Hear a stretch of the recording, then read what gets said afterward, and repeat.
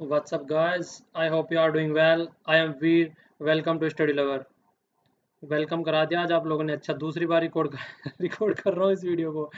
आज ना पूरा काम हो गया। एक तो मॉर्निंग में वीडियो आ गई, एक बार रिकॉर्ड हो गई, फिर से खत्म हो गई, अब तीसरी बार फिर से रिकॉर्ड कर रहा हूँ। वो ना किस दिन ना बिल्कुल अच्छा ही होता है जो भी होता है।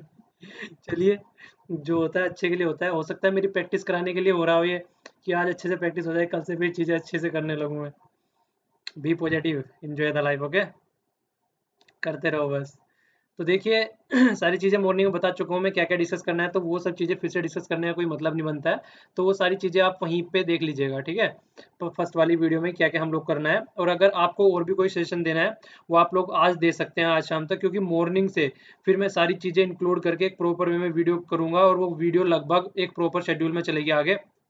फिर उसमें जल्दी से कोई चेंज नहीं आएगा, डेली डेली चेंज नहीं होगा उसमें, ठीक है। तो आप लोग बता दीजिएगा, और भी अगर कोई चेंजेस करना है तो आज शाम तक आप लोगों को बताना है वो। मॉर्निंग से फिर वीडियो जो प्रॉपर वे में आनी स्टार्ट हो जाएगी, फिर उसी शेड्यूल पे वीडियो चलेंगे। आगे फिर देखा जाएगा कभी अगर कुछ चेंज करना होगा तो, ठीक है। तो आइए अब देख लेते हैं हमको कौन कौन सी चीज़ें डिस्कस करनी है। बाकी आप लोग यहाँ वीडियो देख लीजिएगा मॉर्निंग वाली, इसमें पता चल जाएगा कि हम क्या कर रहे हैं।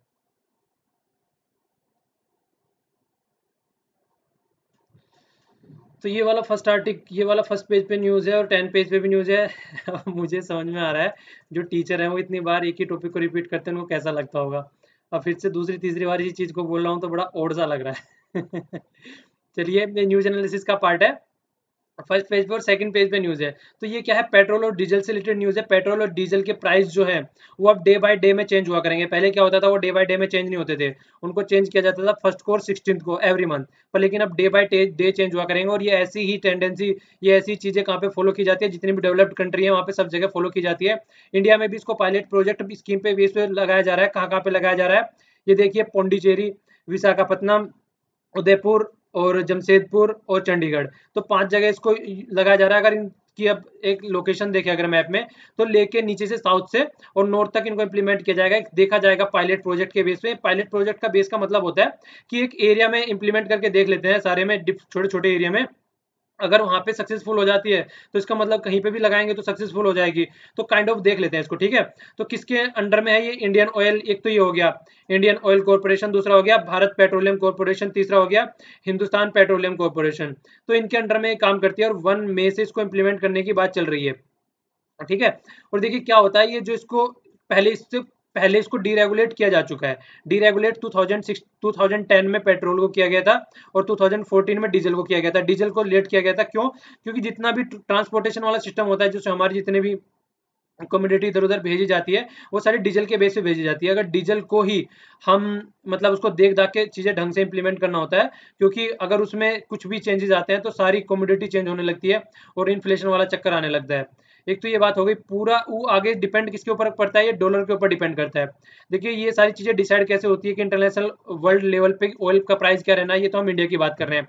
और इंडिया में भी स्टेट डिसाइड करता है, क्यों? क्योंकि आप लोगों ने भी देखा होगा, दिल्ली में कुछ है, हरियाणा में कुछ है, राजस्थान में कुछ है। तो ये क्या है, जीएसटी में भी इसके लिए बातें की गई हैं कि इसको बाहर निकाला जाए, पर लेकिन स्टेट को बहुत ज़्यादा फायदा होता है तो उन्होंने मना कर दिया। तो ये चीज़ें हो जाती हैं। तो पर इंटरनेशनल लेवल में कौन डिसाइड करता है, तो यहाँ पे ये चीज़ें देख लीजिए एक बार।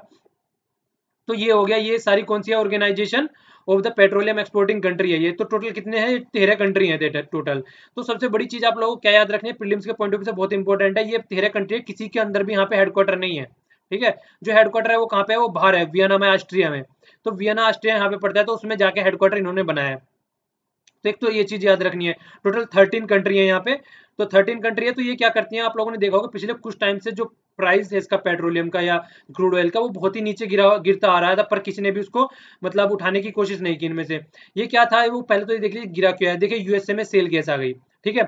इंडिया में अगर देख लीजिए, सोलर पावर सिस्टम आ गया, तो ये चीज आ गई। तो इससे क्या हुआ, जो क्रूड ऑयल था उसके ऊपर डिपेंडेंसी घटी है, तो उसकी वजह से प्राइस गिर रहा था। ऊपर से क्या होता है, प्रोडक्शन बहुत ज्यादा कर रहे थे, प्रोडक्शन रिक्वायरमेंट से ज़्यादा कर रहे थे। जब भी प्रोडक्शन रिक्वायरमेंट से ज़्यादा होगा तो फिर भी ये प्रॉब्लम सामने आएगी निकल के। तो इसको भी यहाँ पे टैकल करना है। इन्होंने क्या किया था, उसको प्रोडक्शन को कम नहीं किया था, तो इसलिए प्राइस बढ़ रहा था। अब क्या किया इन्होंने, प्रोडक्शन को कम करने की बात की थी कुछ टाइम पहले, जिससे कि प्राइस थोड़ा बढ़ने लगे। तो अब जो प्राइस हो रहा है वो थोड़ा अब इकोनॉमी भी सही लेवल पे जा रही है और प्राइस भी सही लेवल पे जा रहा है, और ऊपर से यूएसए की इकोनॉमी फिर से रिवाइव कर रही है। तो इसलिए अब आने वाले टाइम में प्राइस जो है वो अच्छे से बढ़ेगा भी। और अब तक देखिए जो कंट्री थी हमारी कंट्री उसको टैकल करके चलती थी, क्यों? क्योंकि 1 तारीख को और 16 तारीख को उसको करते थे, क्योंकि ऐसा होता है कई बार बहुत ही ज्यादा ऊपर नीचे हो जाता है प्राइस। तो अगर डायरेक्ट उसको कस्टमर पे हम भेज रहे हैं तो उससे प्रॉब्लम हो जाती है, वो कहेगा कि यार ये क्या कर रखा है, आदत किसी को है नहीं। यहाँ पे दिखता है कि इतने महीने, अगर महीने में 10 दिन में ये घटाते बढ़ाते हैं तो उनको लगने लगता है रोज घटाते बढ़ाते रहते हैं। पर लेकिन अब जो है इसको डायरेक्ट कस्टमर पर अगर कस्टमर के लिए डायरेक्ट इंप्लीमेंट किया जाएगा तो उससे उनको फायदा भी रहेगा। देखिए बहुत ही कम प्राइस पे भी हम ज्यादा पे कर रहे थे यहाँ पे, क्योंकि टैक्स लगा रही थी गवर्नमेंट बहुत ज्यादा। ठीक है, टैक्स किस लिए लगा रही थी? वो इसलिए लगा रही थी जब प्राइस ज्यादा होता है तब तो सही है, तब ये कम रखते हैं। ठीक है, क्योंकि इनको एक इक्विलिब्रियम लगाना पड़ता है। मान लीजिए प्राइस यहाँ पे चला गया 70, ठीक है ना, और यहाँ पे आ गया 40, तो इनके बीच में इनको मान लीजिए इनको कोई प्राइस बना के इनको मेंटेन करके रखना है, कोई 50 से 60 के बीच में। मान लीजिए 60 रखना है इनको, तो मान लीजिए ऊपर जा रहा है तब भी 60 बेच रहे हैं, नीचे आ रहा है तो तब भी 60 बेच रहे हैं, तो यहाँ से जो नुकसान हो रहा है उसको भरपाई कर रहे हैं और यहाँ से जो मतलब इनको फायदा हो रहा है, तो इसलिए वो क्या करते हैं, एक इंटरमीडिएटरी प्राइस निकाल के रख लेते थे। तो ये चीजें यहाँ पे फॉलो की जाती थी इंडिया में। पर लेकिन अब क्या होगा, डे बाय डे पे चेंज होगा। ओके, आइए अब आगे देखते हैं।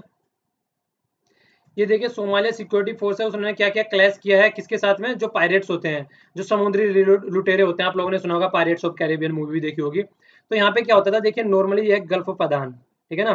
तो यहाँ से क्या होता है, मैप में ये वाले में देखिए, जो व्यापार होता है इंडिया का बहुत ज्यादा व्यापार होता है, यूरोप में जाता है, अमेरिका में जाता है। तो देखिए यहाँ से यूरोप में जो व्यापार जाता है मैक्सिमम यहाँ से होते हुए जाता है। ठीक है, तो ये यहाँ पे क्या करते हैं, यहाँ पे लूट लेते हैं बहुत ज्यादा। तो मतलब जो वो रहते हैं जहाज को किडनैप कर लेते हैं, मतलब घेर के सब लोग, और वहां से सामान लूट के ले जाते हैं। तो इस तरह की चीजें बहुत ज्यादा होती है। और सोमालिया की जो इकोनॉमी आज के डेट में लगभग इन्हीं चीज़ों के ऊपर डिपेंडेंट भी रहती है।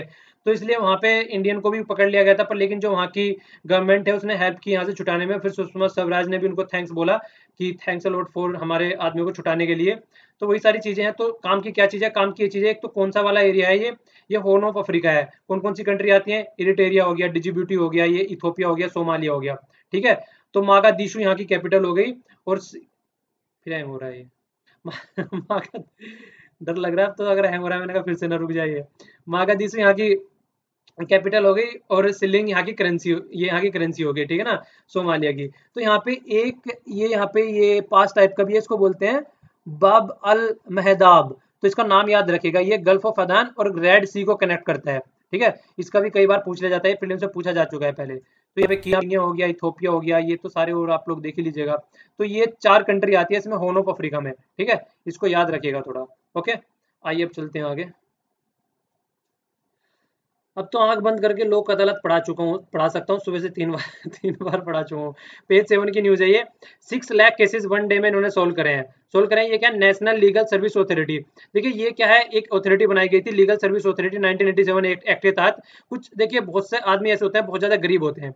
तो गरीब होते हैं, उनके पास में इतना पैसा नहीं होता है कि वो अदालत में जा चुके हैं, वहां पे अगर केस देखे तो लाखों लाखों में वकील आते हैं, हैवी भरकम, मतलब काफी। तो जो नॉर्मल आदमी होते हैं उनकी इतनी हैसियत नहीं होती है, मतलब कि यार खुद ही डे बाय डे की जो रोजी रोटी चलती रहती है उसी में काम चल जाए। तो जो हम जैसे मिडिल क्लास फैमिली होते हैं, तो उनका क्या रहता है, अगर वो जाके वहां पे इस तरीके से केस लड़ने लगे तो हम हमारी तो लूट जाएगी डूबिया, वो डूब जाएगी लुटिया हद हो गई यार, हमारी तो डूब जाएगी लुटिया। तो इस तरीके से क्या होता है, इस तरीके के जो वो क्या रहता है, ये नेशनल लीगल सर्विस क्या करते हैं, मान लीजिए ए है, दूसरी साइड में बी है, तो दोनों की सहमति देखी जाती है कि आप भी सहमत है, आप भी सहमत है, दोनों को मिला के केस सोल्व कर दिया जाता है। तो दोनों को फायदा हो जाता है इससे। तो इस तरीके से इसको फोकस किया जाता है। आप लोगों ने गांव में भी देखा होगा यार, पंचायत वगैरह बैठाते हैं, कहते हैं इनकी लड़ाई होगी, खेतों के ऊपर इनकी होगी, दोनों बैठ के सोल्व कर लेते हैं यार मैटर को। तो उसी तरीके का आप लोग इसको समझ सकते हैं, जिसको लोक अदालत बोला जाता है यहाँ पे। तो लोक अदालत के तहत 8 अप्रैल को भी लगी थी यहाँ पे ये, जो 8 अप्रैल को कंडक्ट की गई है सेकंड टाइम, तो 2017 में। तो इसमें 6.6 लाख केसेस, देखिए कितने ज्यादा केसेस सॉर्ट आउट किए गए हैं। तो ये बहुत ही अच्छी बात है। ऊपर से थोड़ी हिस्ट्री इससे रिलेटेड, जूनागढ़ में फर्स्ट टाइम 1982 में स्टार्ट इसको किया गया था। ठीक है, इसके बाद में फिर क्या हुआ, लोक अदालत के बाद में सबसे अच्छी बात क्या है, ये है, ये कोई भी एक प्रोसीजर जो लॉ वाला होता है ना, जो कोर्ट वगैरह फॉलो करते हैं, उसको फॉलो नहीं करते हैं ये नॉर्मली क्या करते हैं, इसमें एक तो लॉयर होता है, दूसरा क्या होता है, सोशल वर्कर होता है। क्यों? क्योंकि देखिए इसको सेटल करना होता है वहां पे, मतलब दोनों की बातें पूछी जाती हैं। हाँ भाई तू ये बता, तेरी बातें क्या प्रॉब्लम है तुझे, फिर से पूछा जाता है आप बताइए कि आपको क्या प्रॉब्लम है। जब दोनों की प्रॉब्लम पूछ ली जाती है उसके बाद में बताते हैं कि ये बीच वाला रख लेते हैं, इससे आपको भी फायदा हो जाएगा, आपको भी फायदा हो जाएगा। नॉर्मली अदालत में जाते हैं, वहां पे एक हार जाता है, एक जीत जाता है, पर लेकिन यहाँ पे दोनों का फायदा होता है। तो इसलिए यहाँ पे केसों को दोनों साइड से केसों को सॉर्ट आउट किया जाता है, तो दोनों का फायदा होता है। सबसे बड़ी बात तो ये हो गई, दूसरा कोई प्रोसीजर फॉलो नहीं होता है। तीसरी बात क्या हो गई, अगर कोई कंडीशन लोक अदालत के अगर कोई पार्टी एग्री होती है तभी होता है, वो तो मैं बता चुका हूँ आपको। और अगर कोई केस पहले कोर्ट में चल रहा है, रेगुलर कोर्ट में चल रहा है वो, ठीक है ना, ऑलरेडी, और अगर उसको लोक अदालत में लिया जाता है तो जो वहां पे जितनी फीस पे की गई है वो इनको रिटर्न मिल जाती है। ये भी यहाँ पे ये है। फिर लेकिन अगर लोक अदालत में कोई मैटर सॉर्ट आउट किया जाता है उसको आगे फॉरवर्ड नहीं किया जाएगा। क्यों? क्योंकि दोनों की सहमति से हुआ यार, फिर आगे क्या करोगे? अब जाके दोनों ने सॉर्ट आउट तो कर लिया था, फिर लड़ा रहे हो, फिर सिंह से सिंह लड़ा रहे हो, तो फिर से क्या करेंगे उसका? तो पहले तो आप मान गए थे, तो फिर से तो बस वही है, दोनों को बैठ के दोनों को तमाचे मारे जाए बैठ के कि सुधर जाओ वरना बदतमीजी मत करो अब यहाँ पे, ठीक है, थप्पड़ मारे जाए, मतलब तमाचे। कैसे कैसे वर्ड निकल रहे हैं आज, मैं ही समझ रहा हूँ कैसे कैसे वर्ड निकाल रहा हूँ मैं। चलिए आगे चलते हैं। ये वाला काफी काफी अच्छा आर्टिकल है, पेज 13 पे ये न्यूज़ है। देखिए यहाँ पे कोलंबो है ये, ठीक है ना। तो कोलंबो पोर्ट को डेवलप करने की बात चाइना ने की थी। किसके द्वारा की गई थी? किस यहाँ पे कौन गवर्नमेंट थी? यहाँ पे उस टाइम पे जो गवर्नमेंट थी, जो मतलब अभी जो आ गई है मैत्रीपाला सिरिसेना की आ गई है, उस टाइम पे राजपक्से की गवर्नमेंट थी। तो राजपक्से जो गवर्नमेंट थी वो चाइना की तरफ को बहुत ज्यादा टिल्टेड था, मतलब चाइना के बारे में सोचा करता था, इंडिया को बहुत ही गलत नजरों से देखा करता था। लेकिन गवर्नमेंट चेंज हो गई तो इन्होंने क्या किया, कैंपेन के टाइम पे भी जो मैत्रीपाला सिरिसेना थे उन्होंने बोला था कि अगर मेरी गवर्नमेंट आएगी तो इस प्रोजेक्ट को रोक दूंगा मैं। क्यों? क्योंकि इन्वायरमेंट को बहुत ज्यादा इंपैक्ट पहुंचा रहा है। यहाँ देखिए, नदियों को भर भर के यहाँ पे इस तरीके से पोर्ट डेवलप किया जा रहा था, ये मतलब पूरा समुद्र पोर्ट, तो बहुत ही ज़्यादा एनवायरनमेंट को नुकसान पहुंचा रहा था। पर लेकिन अब क्या है, ये फिर से इस पे नेगोशिएशन करने जा रहे हैं, फिर से इसको रीशेड्यूल्ड करने जा रहे हैं, किस तरीके से प्रोजेक्ट को स्टार्ट करना है, तो उसके बारे में बातें हो रही हैं। तो अब क्या बात चल रही है, इसको एक इंटरनेशनल फाइनेंशियल सिटी बनाने की बात चल रही है कोलंबो को। एक ही तो इस तरीके के, अगर आप दुबई में देखिए और सिंगापुर में देखिए, दोनों इंटरनेशनल फाइनेंशियल सिटीज है वो, इसके बीच में हो जाएगी एक। यहाँ पे देखिए, एक तो यहाँ पे हो गई दुबई, एक हो गई यहाँ पे सिंगापुर में, तो इसके बीच में यहाँ पे हो जाएगी ये। पर जो उस वाले एरिया के हैं वो वहाँ पे जाएंगे, जो इस वाले एरिया के हैं वो यहाँ पे जाएंगे, तो यहाँ पे कौन आएगा? ये वाला एरिया जो होगा ये वाले यहाँ पे आएंगे। तो इसीलिए बोल रहे हैं कि इन वाले एरिया वालों के लिए ये फायदा हो जाएगा यहाँ पे। और चाइना देखिए इसमें पहले से प्रोजेक्ट में काम कर रहा है, तो 13 बिलियन का टोटल प्रोजेक्ट है। और इंडिया से भी ये 2018 से चलेगा। इंडिया को भी बोला जा रहा है कि इसमें आगे पार्टिसिपेट करे, क्योंकि चाइना पूरी फंडिंग नहीं दे रहा है यहाँ पे, ठीक है।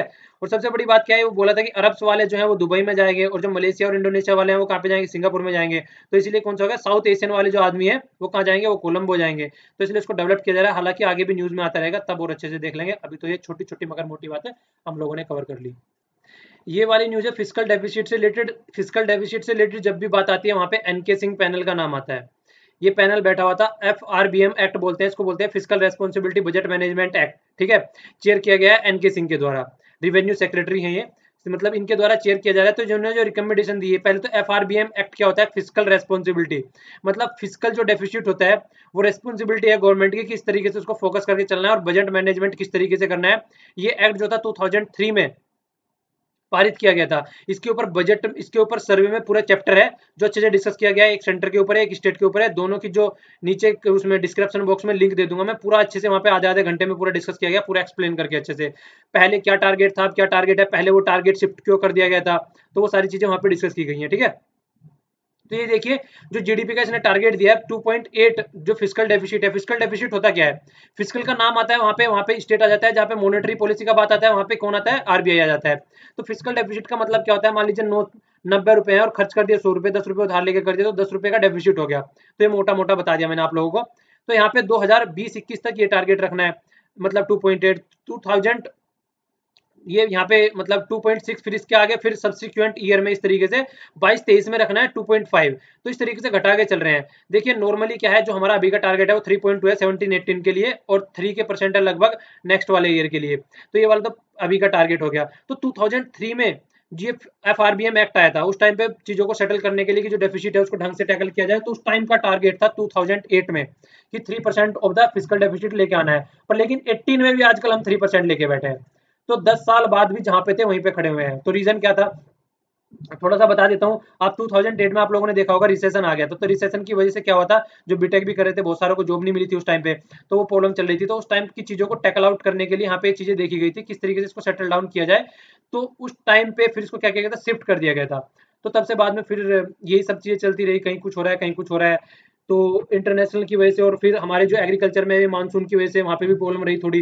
तो फिर से तब से ये चीज़ों को टैकल करने की चीज़ें चल रहे हैं, पर लेकिन अब तक नहीं हो पाया। जो यहाँ पे आप लोगों को थोड़ा सा कंफ्यूज किया जा सकता है वो यहाँ पे किया जा सकता है, एस्केप क्लोज भी है यहाँ पे। क्या है कि अगर फ्यूचर में ये इनको ये वाला टारगेट फॉलो नहीं करना पड़ेगा जो कमेटी ने रिकमेंड किया है। अगर क्या हो जा रहा है, नेशनल सिक्योरिटी से कंसर्न कोई इशू आ जा रहा है, वार हो जा रही है किसी कंट्री के साथ में, कोई कैलेमिटी आ जा रही है, एग्रीकल्चर में कोई प्रॉब्लम आ जा रही है मानसून की वजह से, या फिर कोई स्ट्रक्चरल रिफॉर्म इस तरीके का हो जाता है जो कि एक्सपेक्टेड नहीं था, तो अगर इस तरीके की चीजें आ रही हैं तो इसको टारगेट को थोड़ा होल्ड किया जा सकता है। ठीक है, तो कंप्लीट हो गया। इससे रिलेटेड जो सर्वे के लेक्चर है उनको मैं डिस्क्रिप्शन बॉक्स में डाल दूंगा, देख लीजिएगा वहां पे। पेज 13 पे न्यूज है, panel to suggest the norm for the virtual currency. Morning वाले लेक्चर में बहुत ही अच्छे से इसको डिस्कस कर चुका हूँ, वर्चुअल करेंसी क्या होती है, कैसे डेवलप की जाती है और किस तरीके से वर्क करती है, पूरा आर्टिकल था वहाँ पे, पूरा अच्छे से इसको डिस्कस किया गया, तो वो वाले पे यहाँ पे देख लीजिएगा। यहाँ पे अभी क्या बोल रहे हैं, आरबीआई ने बोला है इसको कि जो ये करेंसी है जिसको बिटकॉइन बोलते हैं, तो ये रिस्क भरी करेंसी है, क्योंकि देखिए किसका पता नहीं है कौन इसको हैंडल कर रहा है, अपने आप ही चली जा रही है, तो इसलिए इसको थोड़ा सा वो बोला गया कि देखो किस तरीके से, और एक पैनल सेट करने की बात चल रही है जिससे कि देखा जा सके कैसे इसको फ्यूचर में हम लोगों को हैंडल करके चलना है। इसको अभी सेट नहीं किया गया, अभी करेंगे इसको, तो अभी नाम वाम कुछ नहीं है यहाँ पे। ठीक है, तो पूरा आर्टिकल मॉर्निंग में डिस्कस किया था, देख लीजिएगा पूरे अच्छे से, वहाँ पे बताया गया है 3 रीजन होते हैं जिससे इसको क्रिएट किया जा सकता है। किसी के पास में अगर आपको चाहिए तो आपके पास में 3 तरीके हैं लेने के, वो मॉर्निंग वाले में डिस्कस कर दिया गया है। पेज 17 की न्यूज है, ये है किससे है, ये बैडमिंटन एसोसिएशन ऑफ इंडिया से रिलेटेड है। इसके जो चीफ थे वो अभी एक्सपायर हो गए हैं, तो उससे रिलेटेड ये न्यूज इसलिए आ रही है यहाँ पे, तो इसको देख लेते हैं एक बार। तो अखिलेश दास गुप्ता उनका नाम था, आगे पीआईबी में भी उनका नाम आएगा तब वहां पे देख लेंगे। तो पहले यहाँ पे इसके बीआईए के बारे में एक बार देख लेते हैं, जिसका हेडक्वार्टर है वो कहाँ पे, लखनऊ में अभी। ठीक है, तो ये है एक गवर्निंग बॉडी है जो कि बैडमिंटन को गवर्न करती है इंडिया में। और सबसे बड़ी बात क्या है, सोसाइटी एक्ट के तहत आती है। सोसाइटी एक्ट के तहत जब हम क्रिकेट के बारे में डिस्कस कर रहे थे वहां भी ये इसी तरीके की बात आई थी कि सोसाइटी एक्ट के तहत आती है। ठीक है, तो यहाँ पे भी उसी के तहत आती है, जब वहां पे डिस्कस कर रहे थे इसको एक्सप्लेन किया गया था। तो 1934 में इसको फॉर्म किया गया था, और 1936 से इंटरनेशनल जो नेशनल लेवल की जो टूर्नामेंट है वो हैंडल कर रही है। 28 इसके स्टेट मेंबर है और हेडक्वार्टर लखनऊ में है। आगे देखेंगे, अभी इसके बारे में थोड़ा कुछ आएगा वहाँ पे, गेम्स के बारे में, ऑस्ट्रेलिया से रिलेटेड न्यूज है वो, तो उसको थोड़ा सा और इससे रिलेटेड छोटी सी न्यूज है, वहाँ पे देख लेंगे उसको। कल 14 अप्रैल है, तो डॉक्टर भीमराव अंबेडकर जी की एनिवर्सरी है, बर्थ एनिवर्सरी, तो इसको समरसता दिवस भी बोला जाता है। देखिए जो ऐड होते हैं, कभी भी जो न्यूज़पेपर पढ़ा करें ना, वो बहुत से बंदे क्या करते हैं, बिना ऐड वाला न्यूज़पेपर पढ़ते हैं, तो इस तरीके के ऐड में भी बहुत सारी चीजें ऐसी रहती हैं, आप देख के आप लोगों को पता चलता है, वो थोड़ी याद भी रह जाती है अगर ऐड के थ्रू देखते हैं, वरना तो नॉर्मल लिखी रहती है सारी। ठीक है, तो इसको थोड़ा देखिए, यहाँ पे ये ऐड था, दूसरे तरीके से काट पीट के मैंने सीधा कर दिया, वरना ये इसके नीचे था, यहाँ पे यहाँ से काट के इसको यहाँ पहुंचा और वहां से काट के वाली चीजें यहाँ पे लेके आया। ठीक है, एक तो भीम ऐप है वो इन्हीं के नाम से रिलेटेड है। ठीक है, दूसरा क्या है, ये है पंचतरिता। ठीक है, तो ये क्या है, इसी के ना इन्हीं के नाम पे ये 5 लोकेशन है जहाँ पे भीमराव अंबेडकर जी से रिलेटेड लैंडमार्क है, उनके बारे में है ये।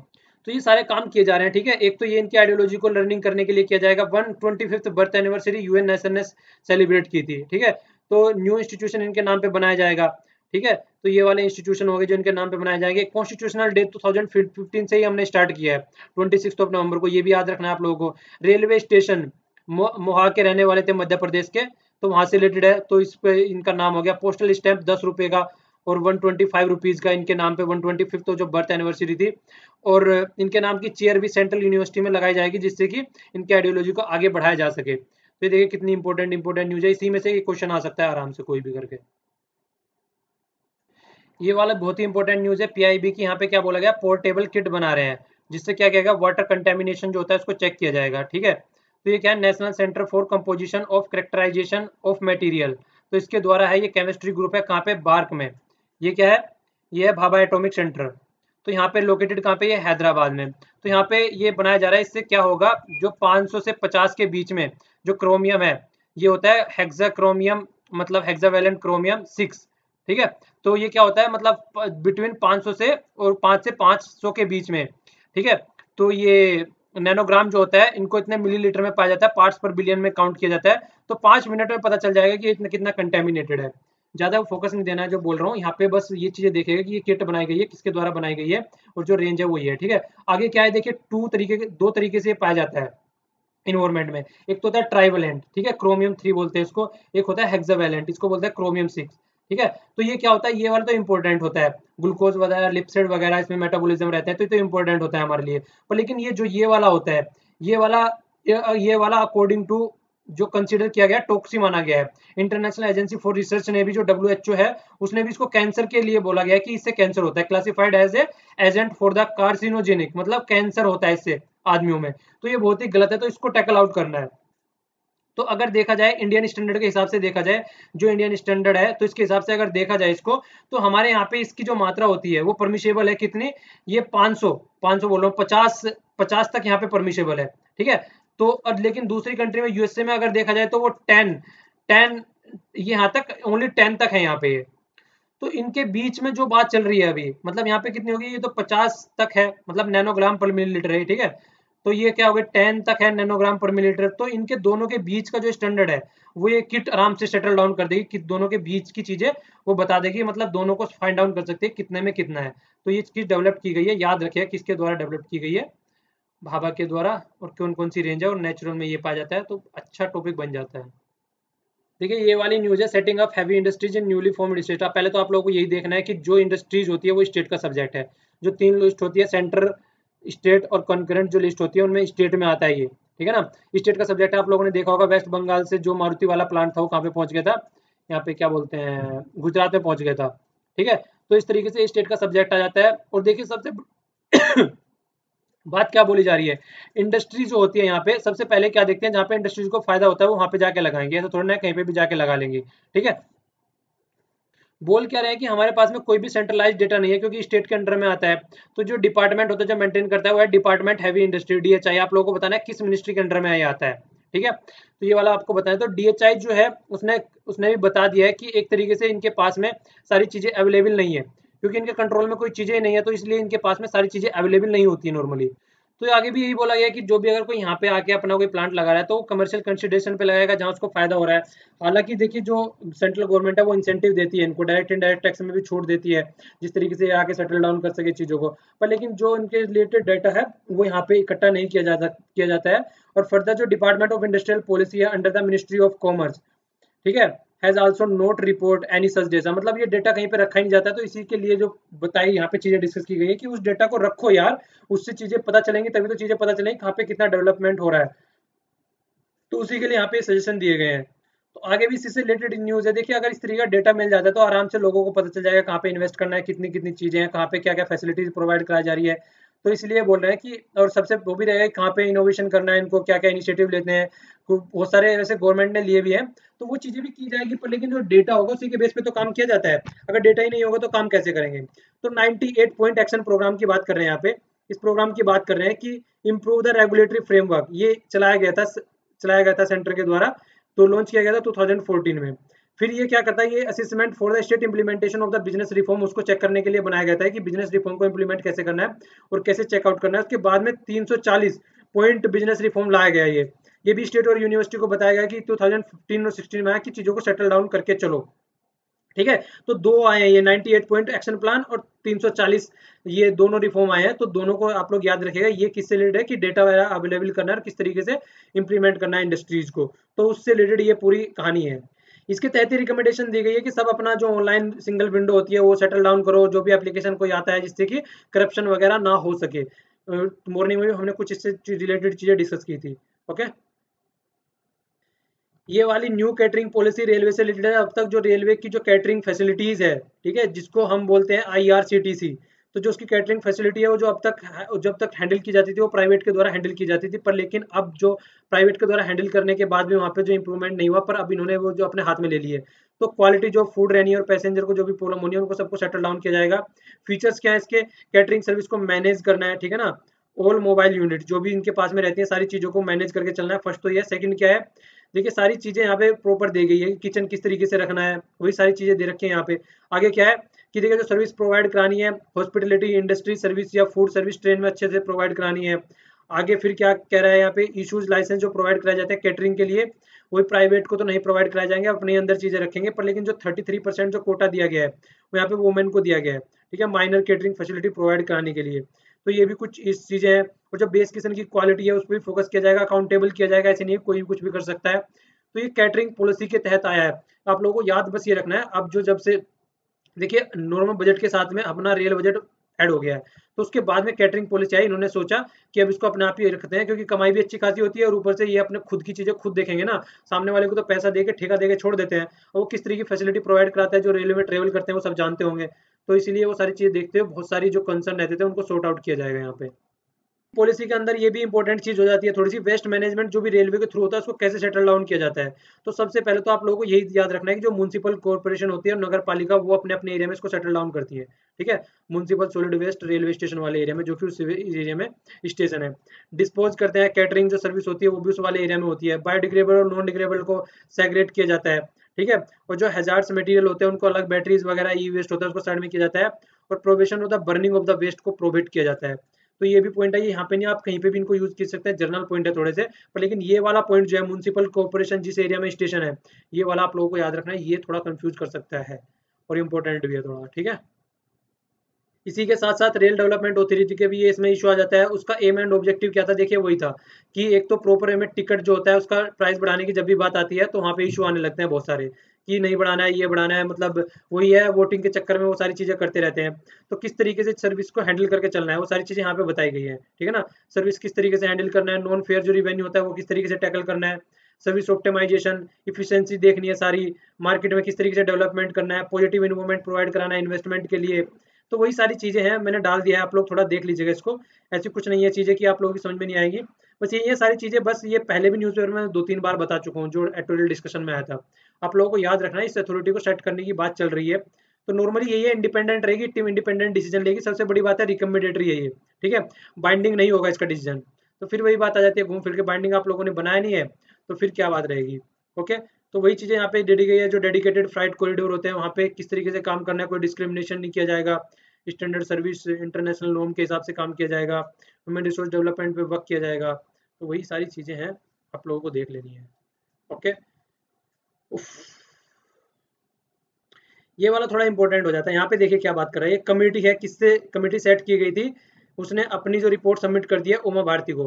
ठीक है, तो उमा भारती जी को उन्होंने रिपोर्ट सबमिट कर दी है। मिनिस्ट्री कौन सी है इनके अंडर में, लिख तो नहीं रखा मैंने कहीं पे, नहीं लिख रखा है, यस, आप लोग आंसर देना है ये। ठीक है, ठीक है, तो जो चेयरमैन थे उनका नाम था गिरिधर मालवीय। तो इनके अंडर में एक कमेटी सेट की थी, बहुत ज्यादा इंपॉर्टेंट है, बहुत ज्यादा ज्यादा समझ लीजिए, क्योंकि गंगा और यमुना को अभी लाइव एंटिटी का भी दर्जा दिया गया है, हम लोगों ने डिस्कस किया था। एक और रिवर दी गई थी वर्ल्ड में, न्यूजीलैंड में रिवर का नाम था, डिस्कस किया था मैंने, बताइए, चलिए नाम बताइए उसका, रिविजन भी हो जाएगा आप लोगों का। ठीक है, तो जो काम क्या था, वो काम ये था, मेंटेन द होलसमनेस, मतलब जो चैलेंज था वो क्या है, देखिए एक तो क्लीनलीनेस मतलब निर्मलता, और दूसरा है अविरलता। अविरलता मतलब होता है एक अनइंटरप्टेड फ्लो। तो इन दोनों पे फोकस देना है। तो फोकस क्या देना है, देखिए 3 जगह यूज करते हैं हम, एग्रीकल्चर में, डोमेस्टिक में और इंडस्ट्रीज में। यहाँ पे थोड़ा देख लीजिए, ये ज्यादा बेटर रहेगा। ये क्वेश्चन कई बार पूछा जा चुका है पहले भी। एवरेज जो कंट्री में रेशियो है वो क्या रहता है, देखिए जो सबसे ज्यादा जो यूज होता है वो कहाँ पे होता है, एग्रीकल्चर में। कितना होता है, लगभग 60%। उसके पास क्या होता है, ये म्यूनसिपैलिटीज जो रहती है वो यूज करती है 23%, और जो इंडस्ट्रीज होती है वो 80% यूज करती है। और इसके अंदर भी जो इंडस्ट्रीज में होता है, जैसे थर्मल पावर ले लीजिए, इनमें ले लीजिए, तो यहाँ पे देखिए किस तरीके से यूज होता है ये।